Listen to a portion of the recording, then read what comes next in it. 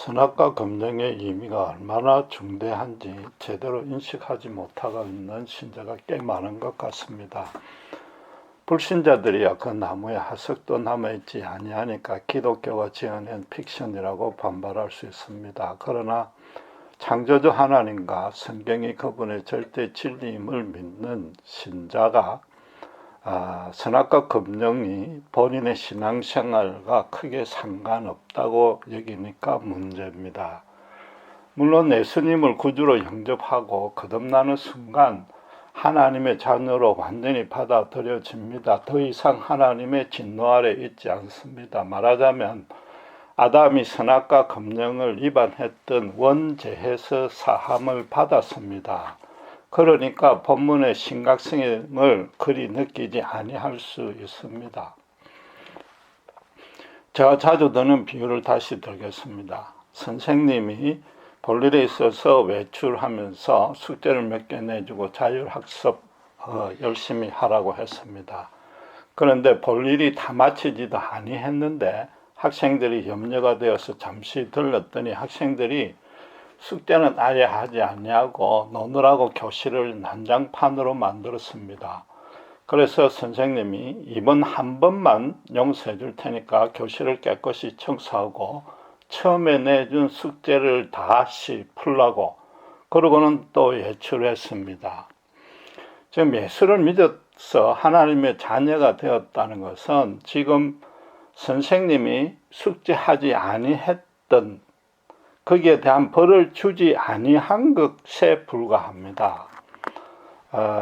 여전히 학생들로서는 처음에 받았던 숙제를 풀고 자율학습을 해야 하듯이 신자라면 지금 선악과 검령을 제정하신 하나님의 뜻을 정확히 분별하고 그대로 살아야만 하는 것입니다.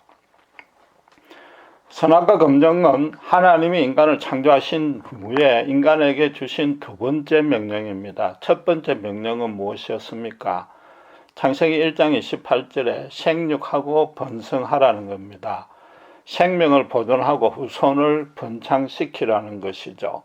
인간도 생물학적으로 따지면 동물에 속하고 피조물이니까 겸허하게 그걸 인정하라는 것입니다. 또 인간들은 피조세계 전부를 정복하고 다스리라고 그랬습니다. 하나님 대신에 이 땅을 아름답고 선하게 가꿔야 합니다. 하나님이 인간에게만 피조물 중에 가장 높은 위치와 특권을 부여한 것입니다.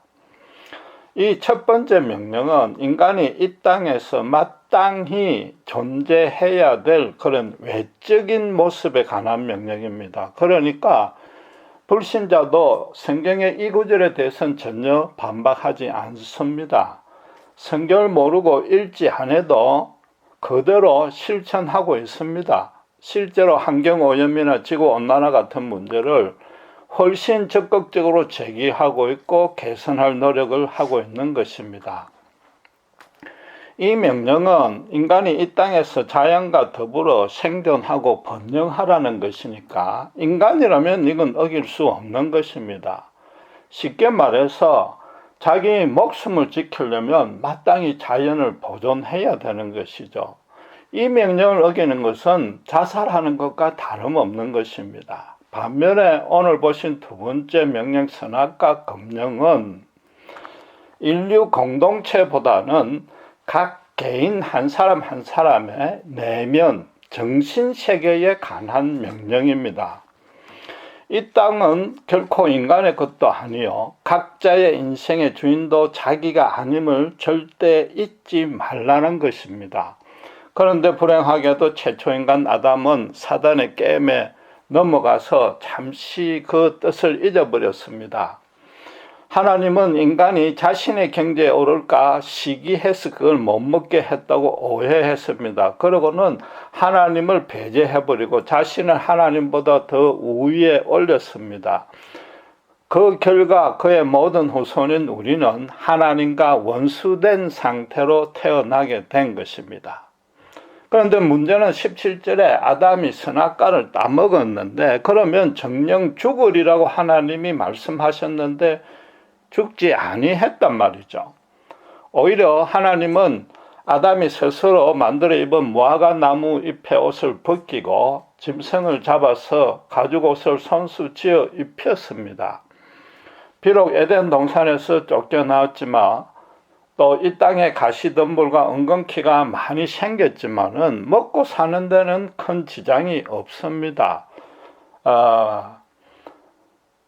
생육하고 번성하고 정복하고 다스리라는 그 첫째 명령을 수행하는 데는 큰 문제가 없었단 말이죠. 그러니까 오늘날의 신자도 본문에 대해서 심각하게 인식하지 아니하는 거죠. 아담처럼 가끔 하나님을 부인하거나 반대편에 서도 하나님이 죽이지 아니하겠구나, 복을 주겠구나, 예사로 여기는 경향이 있단 말이죠. 불신자는 이 두 번째 명령은 아예 말이 안 된다고 비아냥거리고 거부해버립니다. 이 명령대로 온전히 사느냐 살지 않느냐 그 여부는 결국은 신자와 불신자를 나누는 기준이 되는 것입니다. 그만큼 심각하게 인식해야 됩니다. 그렇지 않게 산다면 그게 얼마나 큰 죄인지 아셔야 된단 말이죠. 다시 자율학습의 비유를 들자면은 선생님이 처음에 벌을 면제해 줬지만은 두 번째 외출에서 돌아오기 때 그래도 숙제를 안 하고 있으면 그건 뭡니까? 선생님을 우습게 여긴 겁니다. 선생님을 선생님 취급을 안 한 것입니다. 예수님이 초림하셔서 당신께서 십자가에서 인류의 모든 죄를 대신 감당해 주셨습니다. 아담의 후손으로서 첫 번째 숙제를 하지 아니했던 그 벌을 주님이 면제해 주셨단 말이죠. 그렇다면 예수를 믿고 난 이후부터 또 그분이 재림할 때까지 이 명령대로 살지 않는다면은 하나님을 우습게 하는 것입니다. 거기다가 하나님이 정령 죽는다고 했는데도 죽지 않는다고 여기면은 하나님을 거짓말쟁이로 취급한 거죠. 최대한 양보해서 잘 봐줘야 하나님은 신자를 겁만 주려는 허풍쟁이 꼴로 간주한 것이단 말이죠. 하나님 당신은 바로 절대적이고 영원하시고 완전하고 유일한 진리이자 선입니다. 당신이 선포하신 말씀도 당연히 그렇습니다. 특별히 하나님의 약속은 절대로 변개나 수정이나 타협이나 후퇴나 포기가 없습니다. 그 말씀 안에 어떤 의도적인 음모, 술수, 거짓, 사기는 물론이요, 인간을 조종하려거나 강요하려는 뜻도 추호도 내포되어 있지 않습니다. 17절에 정령 죽으리라 그랬으면 진짜 죽는 것입니다. 거짓말하는 하나님인 것 같으면 우리가 구태여 믿을 필요도 이유도 없지 않습니까? 이 검령대로 살지 않는다는 것은 하나님을 거짓말쟁이로 간주하고 그 거짓말쟁이를 믿는 그야말로 자기 당착적인 신앙인 것입니다. 비유컨대 사기꾼인 줄 알고도 계속 돈을 빌려주고 있는 너무나 어리석은 짓을 하고 있는 꼴이죠. 우리의 신앙생활에 그런 모습이 혹시라도 있지 않는가 철저히 점검해야 되는 것입니다. 하나님께서 정령 죽이리라 한 아담이 선악과를 따먹었는데 곧바로 육신적인 죽음은 없었단 말이죠. 그럼 하나님이 내리실 죽음은 그 죽음이 아니고 다른 것이란 뜻입니다. 따로 있다는 겁니다. 하나님 보시기에는 두 종류의 죽음이 있는 것이죠. 육신의 죽음보다도 그 다른 죽음이 진짜 죽음이요, 그게 정령 죽는다는 의미라는 겁니다. 이게 신자와 불신자를 구분짓는 명령이라고 그랬습니다. 그러니까 불신자들은 육신의 죽음으로 자기의 존재와 삶과 인생이 완전히 멸절된다고 믿습니다. 하나님의 첫 번째 주신 명령은 쉽게 수긍하고 납득하지요. 신자는 그 반대가 되어야 된단 말이죠. 육신의 죽음이 절대 끝이 아니라는 거죠. 다른 죽음, 하나님이 뜻하신 바 다른 의미의 죽음을 더 심각하고 진지하게 수용해야 되는 것입니다. 그렇다고 해서 흔히 말하는 둘째 사망과 본문을 꼭 연결시킬 필요까지는 없습니다. 불신자는 첫 번째 육신의 죽음을 당하면은 그다음 마지막 때에 심판할 때 그 영까지 완전히 멸절되는 걸 둘째 죽음이라고 그럽니다. 반면에 신자는 예수를 믿고 거듭나는 순간 영생을 소유했기 때문에 그 둘째 사망에서 완전히 해방됐습니다. 둘째 사망은 더 없습니다. 대신에 신자는 도리어 육신의 몸까지 부활해서 새하늘과 새 땅에서 예수님과 왕노릇하는 영광을 누릴 수 있는 것입니다. 그래서 하나님을 거역하면 이 둘째 죽음을 맞게 되니까 정령 죽는 것은 맞습니다. 그런데 본문은 이 선악과를 따먹자 말자 죽는단 말이죠. 그 죽음을 지금 의미하는 것입니다. 이 땅의 육신의 죽음과 다른, 이 땅에서부터 육신의 죽음과 다른 차원의 죽음을 맛본단 말이죠. 하나님을 이 땅과 자기 인생의 주인으로 삼지 않고 하나님을 하나님답게 간주하지 아니하는 순간에 임하는 죽음인 것입니다. 하나님을 외면하는 그것이 바로 모든 인간 비극의 원인이자 시발점이라는 것이죠. 성경이 어떻게 기록하고 있습니까? 아담과 이브가 선악과 검령을 어기자마자 전혀 예상치도 아니한 일이 생겼습니다. 하나님처럼 자기들이 지혜로워지기는커녕 하나님께 벌받을까 두려워졌습니다. 거기다가 아담과 이브가 서로 부끄러워지기 시작했습니다. 지난주에 말씀드린 대로 이 선악과 검령은 하나님이 실제 하지 않는다면 너무 말도 안 되는 불합리한 명령입니다. 가위를 따서 인간끼리 서로 나눠 먹은 것은 인간사회에서는 아주 선한 일인 것이죠. 그런데 아담과 이브가 하나님을 잠시 부인하고 자기를 자신의 주인으로 삼아 높이니까 말하자면 지금 하나님이 부재한 것이라고 사실로 믿고 인간끼리 서로 좋은 일을 행했다면은 분명히 신나고 즐겁고 만족스러워야 될 것 아닙니까? 최소한 평강과 자유는 누려야 되는데 그 정반대 현상이 일어났단 말이죠. 그렇다면은 하나님이 절대로 부재하는 것은 아니라는 것이죠. 살아 계신다는 것이죠. 거룩하고 의로우신 하나님 그분이 모든 인간 역사의 배후에서 통치하고 계신다는 것이며 심지어 각 개인의 심령까지도 그 마음의 감정의 흐름까지도 주관하신다는 것이 바로 이 사건으로 인해서 절대적 진리임이 판명된 것입니다. 아담과 이브가 이 검령을 어기기 전에는 서로 벌거벗어서나 부끄럽지 아니했습니다. 서로의 잘못한 것은 없는 것은 너무나 당연하고 감출만한 것, 숨기는 것도 단 하나 없었다는 것입니다. 그러던 사람들이 상대를 지금 쳐다볼 수 없게 됐습니다. 각자가 너무 추한 것을 보고 깨달았습니다. 그래서 상대에게도 내 이 추한 모습을 보이기 싫어서 그걸 염려하기 시작했습니다.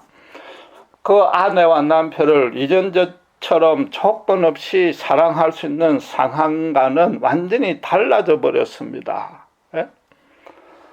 마냥 그냥 좋기만 한 상태가 아니고 거꾸로 상대의 허물과 잘못들이 눈에 띄기 시작했습니다.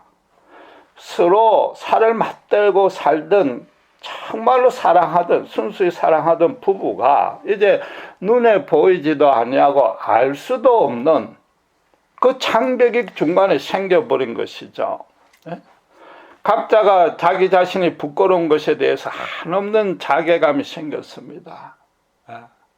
이게 어떤 행동의 도덕적 반성이 아니고 자신의 실존 전부에게 가장 근본적인 영향을 끼치는 그런 존재론적인 불안감과 공허함으로 가득 차전 것입니다. 그러니까 그런 상태로는 사람끼리도 못 쳐다볼 뿐만 아니라 하나님 앞에 나설 수 있는 자격과 신분이 안 된다는 걸 아담과 이브 저절로 안 것이죠.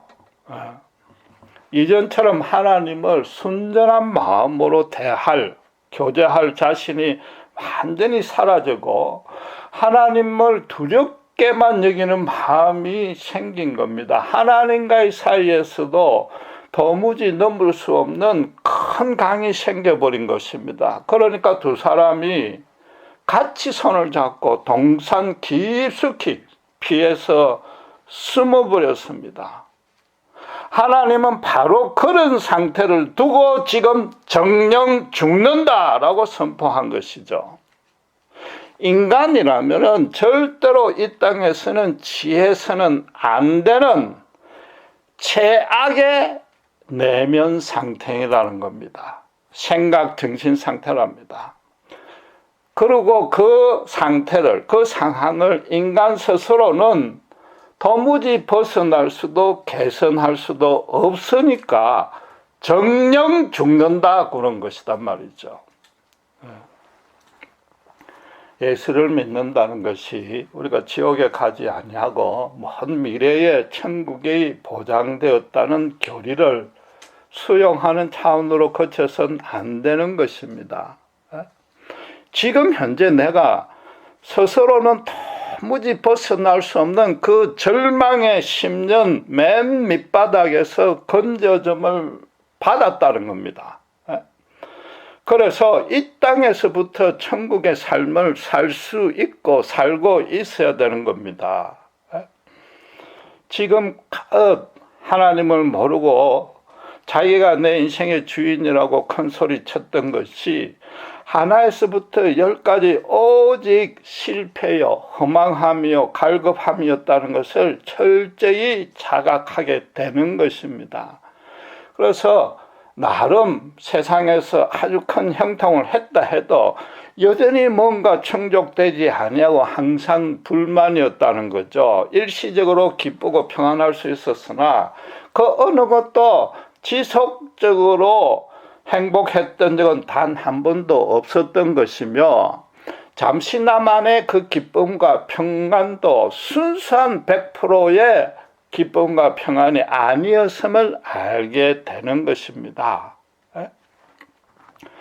이 땅이 전부인 줄로만 믿고 생육하고 번성하는 데만 초점을 맞추고 산 것이 지나고 나니까 그게 짐승처럼 살았다는 것을 깨달은 겁니다. 구원이란 것은 쉽게 말하면 짐승에서 인간으로 탈바꿈된 것이요. 인간이라면 꼭 반드시 그렇게 살고 있어야만 되는 참 인간의 모습으로 재창조된 것입니다.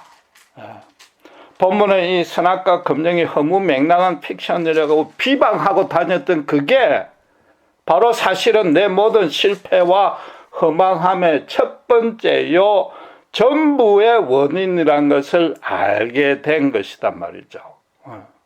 하나님 반대편에 서 있는 것은 절대적이고 영원하고도 완전한 악임을 알게 된 것이단 말이죠. 그때는 소망이라고는 없는 것이었다고 철저하게 깨달은 것입니다. 불신자들은 하나님을 부인하고 배제하고 인간끼리 인간의 문제를 해결할 수 있고 이 땅을 보존하고 번창시킬 자신이 있다고 큰소리칩니다. 그런데 그 결과가 어떻게 됐습니까? 환경오염이 생기고 기후가 급변해졌습니다. 가까운 미래에 물과 식량이 황폐하고 부족할 것을 모두가 다 이구동성으로 예상하고 있는데도 여전히 전전긍긍하고 있습니다. 왜 전 세계가 합심해서 개선하려고 노력도 하지 않냐고 실패하는 이유가 과연 무엇입니까? 자기 나라 민족의 번영이 최우선이기 때문인 것입니다. 오직 자기만을 주인으로 삼은 것이 공동체에도 그대로 적용된 것입니다. 나라와 민족도 원죄 아래 있는 것입니다. 하나님의 진노 아래 있는 겁니다. 세상 권세 잡은 사탄의 노름에 놀아나고 있는 것입니다. 공해의 주범인 프레온가스를 가장 많이 배출하는 미국과 중국이 그걸 통제하려는 국제협약에 가입하지 않고 있습니다. 이 땅에서 현실적으로 물질적으로 패권을 서로 차지하려는 탐욕 때문입니다.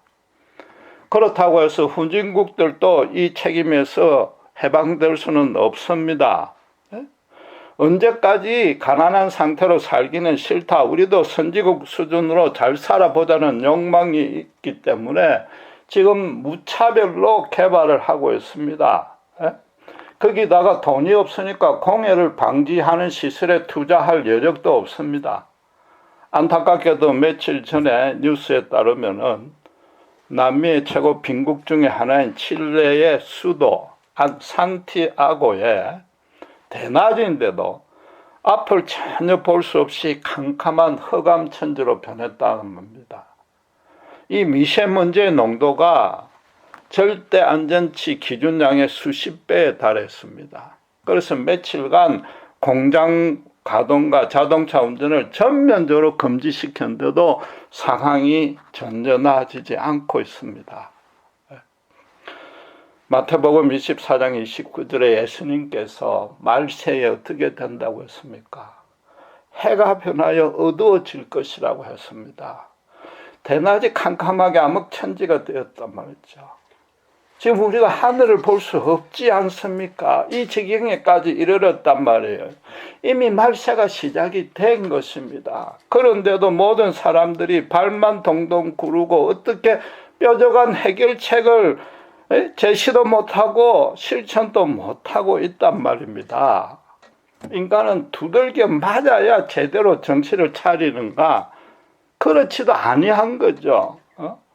그러니까 스스로 깨닫고 고치는 것은 더더욱 불가능한 것입니다. 선생님이 첫 번 내출에 돌아와서 벌을 면제하고 난 이후에 다시 오실 때까지 숙제를 열심히 푸는 학생은 어떤 학생입니까? 자신이 학생답지 않다는 걸 철저히 자각한 자입니다. 선생님이 용서해 주신 그 깊은 사랑의 뜻을 이제 온전히 알게 된 학생인 거죠. 틀림없이 다른 모든 애들은 여전히 놀기 바쁠 겁니다. 선생이 다시 오기는 뭘 다시 오느냐, 바로 집으로 갈 것이다. 오더라도 너무 늦게 와서 숙제 검사할 시간이 없을 것이다. 숙제 검사해서 벌을 줄지라도 우리 전부 다 받으니까 뭐 크게 문제될 건 뭐 있느냐. 틀림없이 그러는 거죠. 그러면서 공부를 하고 혼자 공부하는 그 학생을 보고 뭐라고 그럽니까? 비겁하고 치사하게 혼자 선생한테 상 받으려고 그런다고 비아냥거릴 것이며, 틀림없이 그 학급의 짱인 학생은 공부하지 말라고 두들겨 팰 것입니다. 이 학생은 그런 핍박을 띠고도 공부를 한단 말이죠. 그 뜻이 뭡니까? 선생님의 벌이 무서워서도 아닙니다. 선생님이 용서해준 그 사랑에 보답하려는 뜻만 있는 것도 아니단 말이죠. 내가 그 숙제를 하지 아니한 거, 내가 너무 비겁하고 치사하더라. 선생님을 선생님으로 취급하지 아니했고 학생으로서 나는 정말 학생이 아니더라. 그래서 내 자신이 얼마나 추하고 더러운지 깨달았으니까 그걸 하는 거죠. 나는 이렇게 계속 살 수는 없단 말이죠. 죽어도 이전처럼 돌아가지 않겠단 말이죠. 이전처럼 숙제 아니하고 교실을 난장판으로 만드는 그게 진짜 정령 죽음이었더라. 그러니까 공부를 하는 거죠. 아담과 에바가 하나님을 부인하고 자기 멋대로 살고 하나님을 스스로 판단했던 것이 얼마나 치명적인, 자기 실존 전부에 영향을 미치는, 평생 미치는 오류요 큰 죄임을 깨닫게 되었습니다. 하나님은 절대 인간을, 당신이 지으신 인간을 시기하지 않음을 알게 된 것입니다. 자기들이 숨자 하나님이 아담아 내가 어디 있느냐 그러면서 먼저 찾아와서 가죽옷을 지어 입혀주셨기에 하나님은 전혀 변함이 없고 그 넘치는 사랑을 풍성하게 직접 체험한 것입니다. 아담도 사실은 그전에는 하나님을 스스로 찾고 교제했습니다. 자기 입으로 뼈 중에 뼈요 살 중에 살이라고 하나님께서 덮는 배필을 붙여주셔서 감사하다고 말했습니다. 그 입어와 벌거벗어서나 부끄럽지 않게 사랑을 했습니다. 그런데 하나님을 부인하자마자, 그걸 잊자마자 모든 갈급함과 불안함의 원인을 거꾸로 이브에게 붙여버렸고 또 이브를 붙여주신 하나님이 잘못했다고 핑계를 대었단 말이죠. 그런데 하나님이 가죽옷을 직접 입히니까 아담이 그런 자신마저 그 자리에서 바로 칵 죽이지, 육신을 죽이지 아니하고 거꾸로 더 튼튼한 옷을 갈아입혀 주셨으니까 자신이 얼마나 추하고 더러운 존재인지 깨달았을 것 아닙니까? 하나님 앞에 죽을 수밖에 없는 죄인임을 절감했을 겁니다. 그러니까 선악과 검령을 어긴고 하나님을 부인하고 내가 내 주인이 되는 것, 이게 정령 죽음이구나 알았단 말이죠. 예수를 믿는다는 것이 지난 삶의 잘못에 대한 벌만 면제된 것이 아닙니다. 이 땅에서 신자로서 살고 있는 동안에라도 하나님을 잠시라도 부인하고 있는다면 그게 바로 정령 죽음임을 체험하고 절감해야 되는 것입니다. 반대로 하나님과 동행하고 순종하는 것이야말로 참 생명이 정령 넘친다고 그렇게 살고 있어야 되는 것이죠. 불신자와 정반대의 삶을 살아야 되는 겁니다. 주일 성수하고 기도하고 말씀 보는 게 전부가 아닌 것이죠. 불신자는 하나님이 없으면 없을수록 편하고 재밌고 신납니다. 때로는 자기도 모르는 허망함과 갈급함을 느낄 수는 있지만은 이 땅이 전부라고 믿으니까 어떻게 하든지 그 수명만 연장시키려 하는 거죠. 신자는 뭐예요? 그 반대인 것이죠. 내 스스로는 도무지 고칠 수 없는 내 존재론적인 절망을 예수님께서 십자가에서 깨끗이 감당하고 씻어 주셨단 말이죠. 그리고 한시라도 하나님의 사랑과 권능을 맛보지 못하면 그게야말로 너무나 허망하고 갈급하다는 것을 삶에서 알게 된 것이죠. 간혹 이전의 습성으로 돌아갈 때도 있지만은 그때마다 어떤 소리가 들립니까? 성령의 말할 수 없는 탄식을 들을 수 있게 되었단 말이죠. 무엇보다도 죄악과 허감의 세력에 민감해졌습니다. 그래서 그것들과 맞서 싸울 소망과 열심이 생기고 실제로 승리할 수 있습니다. 아직도 내 인생의 나의 것이라고 큰소리치면서 노래 부르는 자들을 볼 때마다 전 정령 죽음인데 아직 저러나 싶어서 너무나 안타깝고 불쌍하게 여겨집니다. 그리고 그 배후에 있는 사탄에 대해서 극도의 저주가 분노가 절로 생기는 것이죠. 하나님을 부인하면 정령 죽음인 것, 이건 절대적인 진리입니다. 믿음의 출발입니다. 이게 없으면 믿음이 아닌 것입니다. 그 말은 정령 죽기 때문에 목숨 걸고 그 믿음을 지키고 하나님을 믿어야 되고 그렇게 살고 있어야 되는 겁니다. 우리의 살고 죽음이 진짜 이 말씀에 달린 것입니다. 하나님이 독재요 폭군이고 모두 순교하라는 뜻은 아닌 것이죠. 하나님을 주인으로 모시고 매일 그분과 교제하는 삶이, 그 인생이 정말로 참 사람이 사람 되게 하는 것이단 말이죠. 만약에 그렇지 아니하면은 하나님을 주인으로 모시는 것과는 비교조차 할 수 없는 겁니다. 이게 단순히 뭐 조금 덜 좋고 더 나쁘고의 차원이 아니라는 거죠. 하나님을 주인으로 모시는 것이 우리가 도덕적으로 의로워지고 현실적으로 형통을 도모하는 싸움은 더더욱 아닌 것입니다.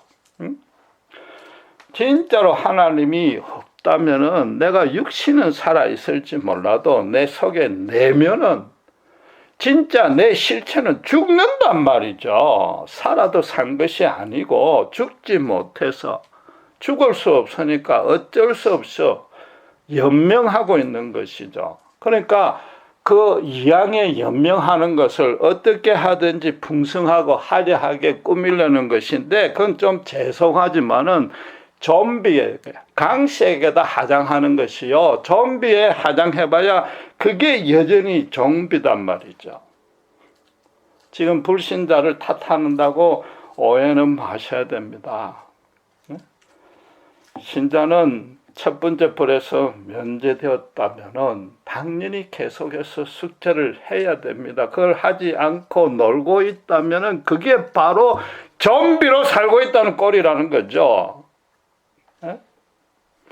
예수 믿는 건 이거 내 인생 전부입니다. 살고 죽음의 차원으로 인식하고 그 인식 위에서 살아야 됩니다.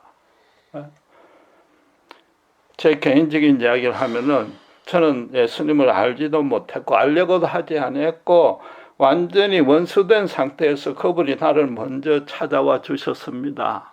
성령의 간섭으로 그분이 나를 알고 있다는 걸 깨달았습니다. 너무나 사랑하고 계시다는 것을 알게 되었습니다.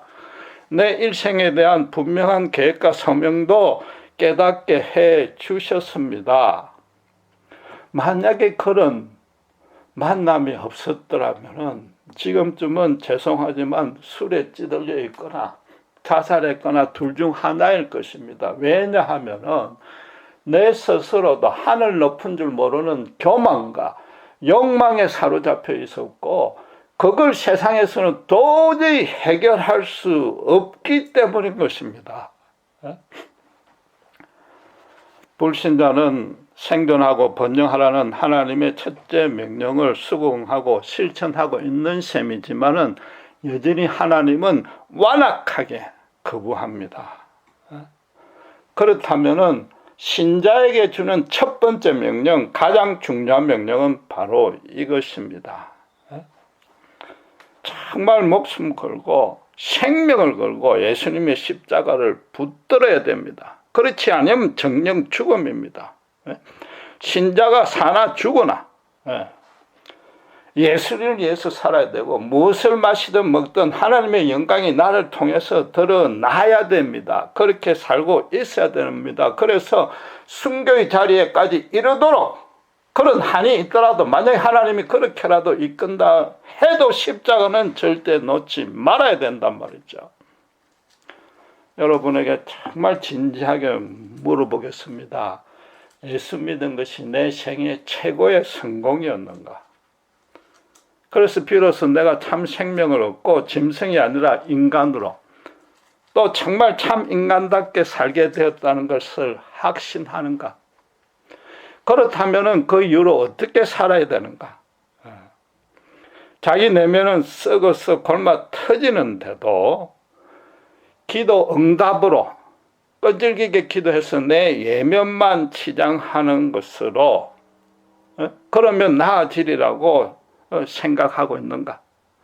그게 자기가 자기를 속이고 있고 내가 너에게 속고 있다는 사실을 과연 아는가? 대신에 언제 어디서라도 내 현실의 겉모습은 갈수록 초라해질지라도 내 속에는 오직 하늘에서 주시는 평강과 자유로 충만케 채우고 있는가? 그래서 세상의 어떤 죄악과 사탄과 사망의 세력과도 당당히 맞서 싸워 이길 자신이 있는가? 그걸 물으시고 매일매일 실천하셔야 되는 거죠. 그게 예수 믿는 의미인 것입니다. 본문이 말하는 바인 것입니다. 기도하겠습니다.